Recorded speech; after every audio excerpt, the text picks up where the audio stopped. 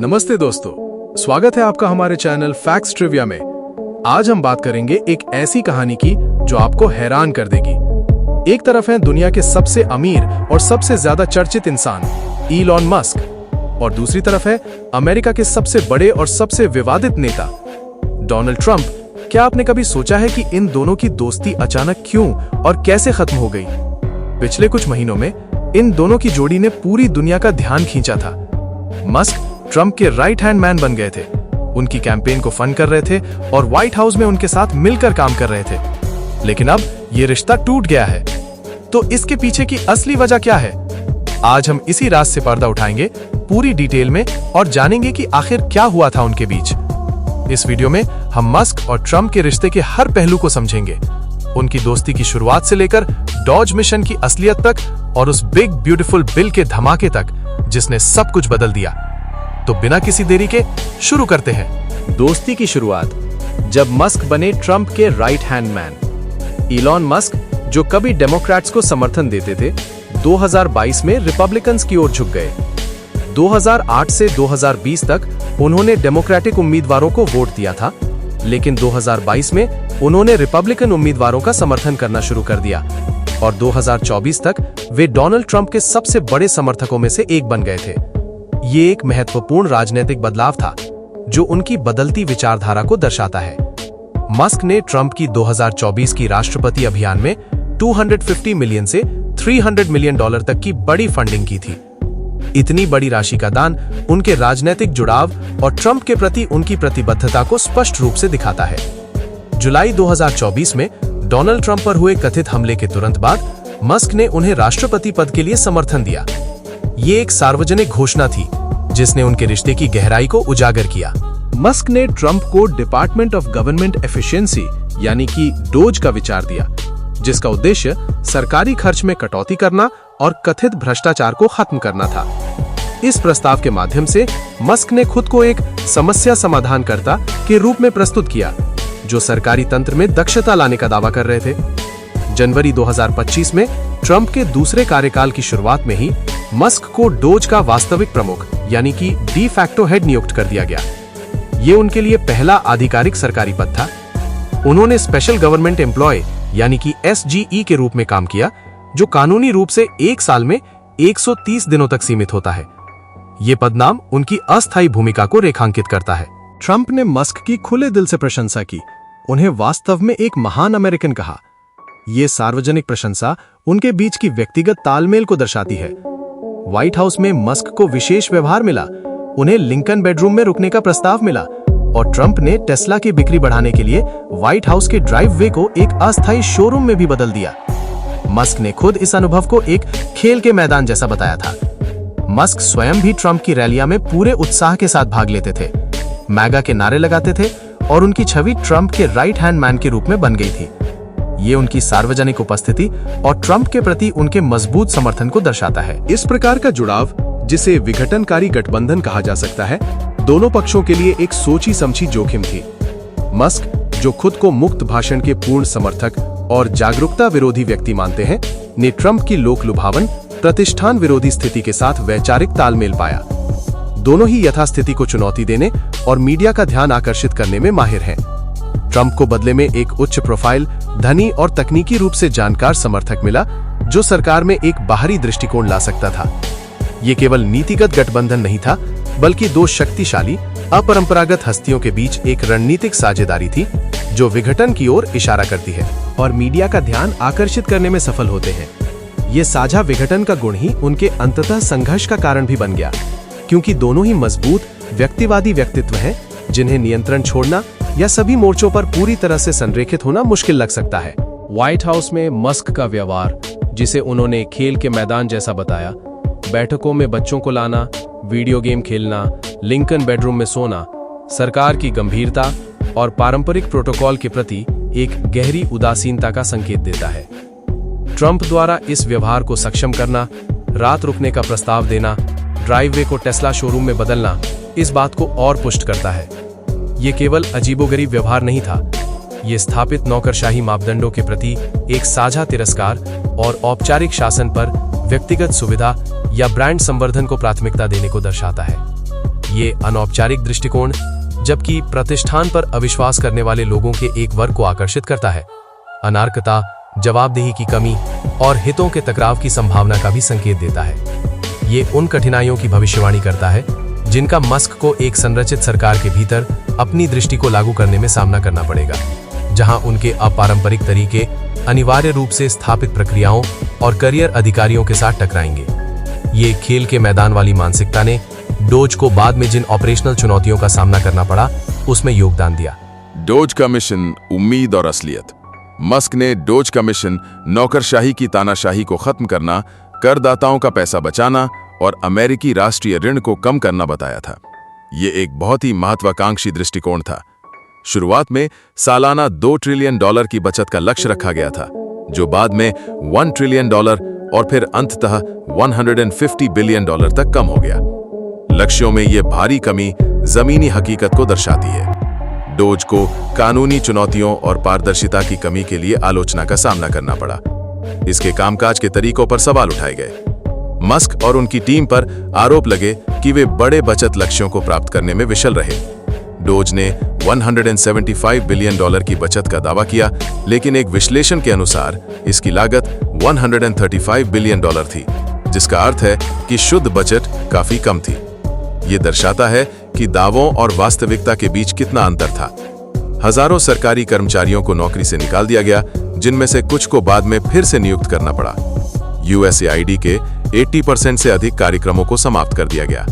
इससे बड़े पैमाने पर TJ और मेन स्ट्रीम मीडिया समान विभाजनकारी दिलों से आते हैं और मीडिया का ध्यान आकर्षित करने में सफल होते हैं।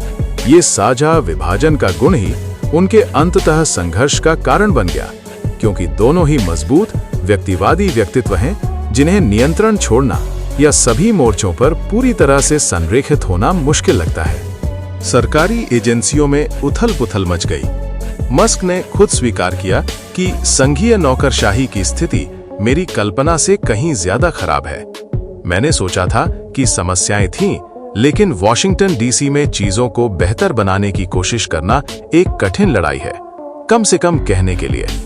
ये उनकी निराशा को स्पष्ट रूप से दर्शाता है।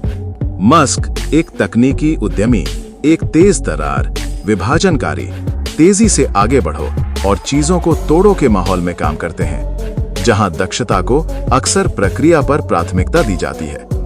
सरकारी नौकरशाही अपनी प्रकृति से धीमी, प्रक्रिया उन्मुख और जोखिम विरोधी होती है, जिसे स्थिरता, जवाबदेही और स्थापित कानूनी ढांचे के पालन के लिए डिजाइन किया गया है। मस्क की ऊपर की ओर लड़ाई और उनके चेनसॉ दृष्टिकोण ने सीधे इस संस्कृति से टकराव किया। उनके सिलिकॉन वैली प्रथाओं को लागू करने का प्रयास, जैसे कि साप्ताहिक छोटे ईमेल अनिवार्य करना, कैबिनेट प्रमुखों द्वारा भी खारिज कर दिया गया था। इस मौलिक सांस्कृतिक असंगति का अर्थ था कि मस्क की दक्षता के लिए भव्य दृष्टि को महत्वपूर्ण प्रतिरोध और सीमित सफलता मिलने की संभावना थी। उनकी निजी क्षेत्र की विधियां, जबकि उनकी कंपनियों में प्रभावी थीं, संघीय सरकार की जटिल, कानूनी रूप से बाध्य और राजनीतिक रूप से संवेदनशील मशीनरी के लिए अनुपयुक्त थीं। ये इंगित करता है कि लक्ष्यों को पूरा करने में विफलता प्रयास की कमी के बजाय परिचालन दर्शन के बेमेल होने के कारण थी, जिससे उथल-पुथल और अधूरी उम्मीदें पैदा हुईं। दरार की पहली आहत, बिग ब्यूटीफुल बिल का धमाका। मस्क के ट्रंप प्रशासन से अलग होने की सबसे बड़ी सार्वजनिक वजह बनी ट्रंप का बिग ब्यूटीफुल बिल।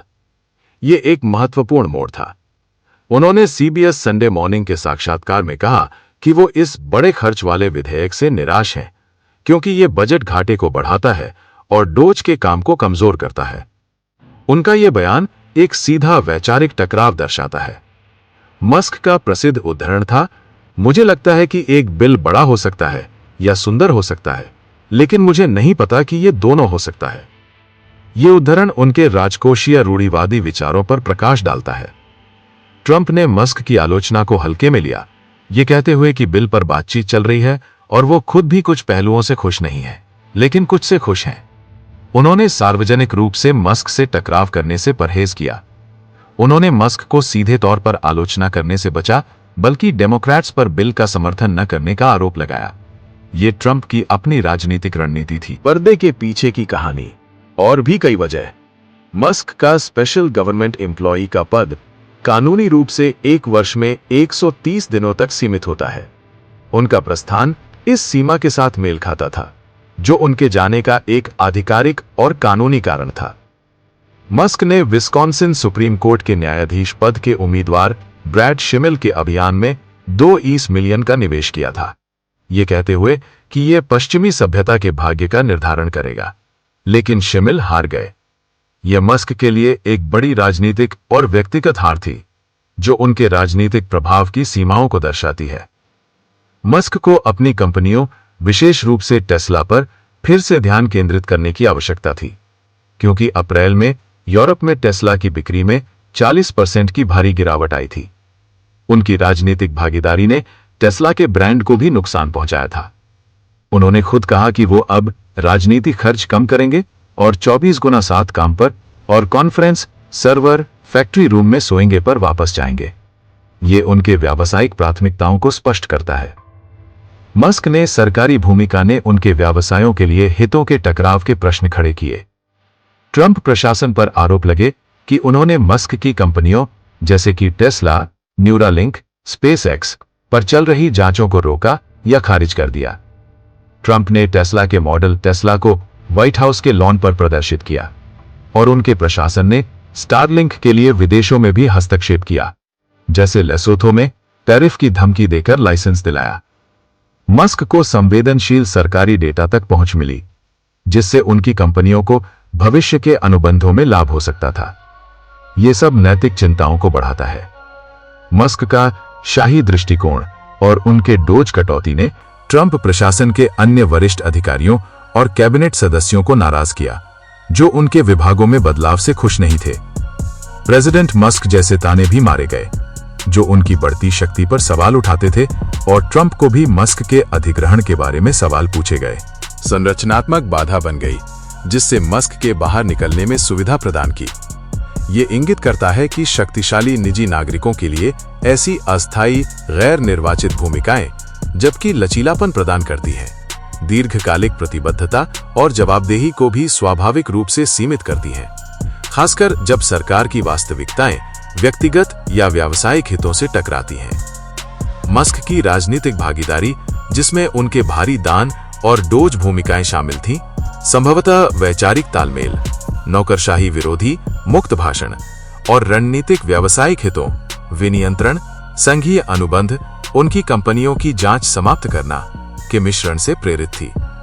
हालांकि जब उनके राजनीतिक प्रयासों, जैसे विस्कॉन्सिन चुनाव में हार, एक महत्वपूर्ण व्यक्तिगत निवेश जो विफल रहा, और समय की प्रतिबद्धता ने उनके मुख्य व्यवसायों, टेस्ला की बिक्री में गिरावट, कंपनियों पर फिर से ध्यान केंद्रित करने की आवश्यकता को नकारात्मक रूप से प्रभावित करना शुरू कर दिया, तो संतुलन बदल गया। ये मस्क द्वारा अपने विशाल व्यापार साम्राज्य को एक सरकारी भूमिका पर प्राथमिकता देने का एक व्यावहारिक निर्णय था, जो कम प्रभावी और अधिक महंगा साबित हो रहा था। समय, सार्वजनिक छवि और संभावित रूप से उनकी कंपनियों के वित्तीय प्रदर्शन के संदर्भ में उनके मुश्किल में फंसा हुआ वाले बयान इस दोहरी भूमिका को निभाने की व्यक्तिगत लागत और जटिलता को और रेखांकित करते हैं, जो सरकारी सेवा की व्यावहारिकता से बढ़ती निराशा का संकेत देते हैं। मस्क ने अपने सोशल मीडिया प्लेटफॉर्म एक्स पर एक पोस्ट के माध्यम से अपने प्रस्थान की औपचारिक घोषणा की। उन्होंने लिखा, मेरा एक विशेष सरकारी कर्मचारी के रूप में निर्धारित समय समाप्त हो रहा है। मैं राष्ट्रपति @रियल डोनाल्ड ट्रंप को बेकार खर्च कम करने का अवसर देने के लिए धन्यवाद देना चाहता हूं। इस पोस्ट में उन्होंने डोज मिशन के भविष्य के बारे में भी बात की, ये कहते हुए कि ये समय के साथ मजबूत होगा, क्योंकि ये पूरे सरकार में जीवन का एक तरीका बन जाएगा। व्हाइट हाउस ने मस्क के प्रस्थान की पुष्टि की और ट्रंप ने भी चेहरा बचाने वाले बयान दिए। ट्रंप ने कहा कि ये हमेशा से योजना थी कि मस्क जल्द ही अपनी कंपनियों पर ध्यान केंद्रित करने के लिए वापस लौटेंगे, खासकर अप्रैल में यूरोप में टेस्ला की बिक्री में 40% की गिरावट के बाद। ट्रंप ने सार्वजनिक रूप से मस्क की प्रशंसा जारी रखी, उन्हें शानदार कहा और कहा कि वो हमेशा हमारे साथ रहेंगे, हर तरह से मदद करते रहेंगे। ये एक तरह से रिश्ते को सौहार्दपूर्ण बनाए रखने का प्रयास था, भले ही अंदरूनी तौर पर तनाव मौजूद था। मस्क ने अपने CBS साक्षात्कार में भी ये भी बताया कि वो ट्रंप प्रशासन के साथ कुछ मतभेदों के कारण थोड़ा मुश्किल में फंसा हुआ महसूस करते थे। उन्होंने कहा कि वो सार्वजनिक रूप से प्रशासन के खिलाफ नहीं बोलना चाहते थे, लेकिन साथ ही वे प्रशासन के हर काम की जिम्मेदारी भी नहीं लेना चाहते थे। ये उनकी आंतरिक दुविधा को दर्शाता है कि कैसे एक सार्वजनिक पद पर रहते हुए अपने व्यक्तिगत विचारों और व्यावसायिक हितों को संतुलित किया जाए। ये बयान उनके प्रस्थान के पीछे की जटिलता को और उजागर करता है, ये दिखाते हुए कि ये केवल एक कानूनी समय सीमा का अंत नहीं था, बल्कि एक गहरा व्यक्तिगत और वैचारिक संघर्ष भी था। आपकी राय क्या है दोस्तों? तो दोस्तों, ये थी इलॉन मस्क और डोनाल्ड ट्रंप के रिश्ते की पूरी कहानी। आपने देखा कैसे एक ब्रोमांस की शुरुआत हुई, कैसे डॉज मिशन ने उम्मीदें जगाईं और फिर कैसे बिग ब्यूटीफुल बिल ने इस रिश्ते में दरार डाल दी। आपको क्या लगता है, इस रिश्ते का असली कारण क्या था? क्या यह सिर्फ नीतियों का टकराव था या इसके पीछे कुछ और भी था? अपनी राय हमें नीचे कमेंट्स में जरूर बताएं। अगर आपको ये वीडियो पसंद आया और आपको कुछ नया सीखने को मिला तो इस वीडियो को लाइक करना ना भूलें, अपने दोस्तों के साथ शेयर करें और हमारे चैनल को सब्सक्राइब जरूर करें ताकि आप ऐसे ही दिलचस्प और ज्ञानवर्धक वीडियोस मिस ना करें। मिलते हैं अगले वीडियो में, तब तक के लिए नमस्ते और जय हिंद।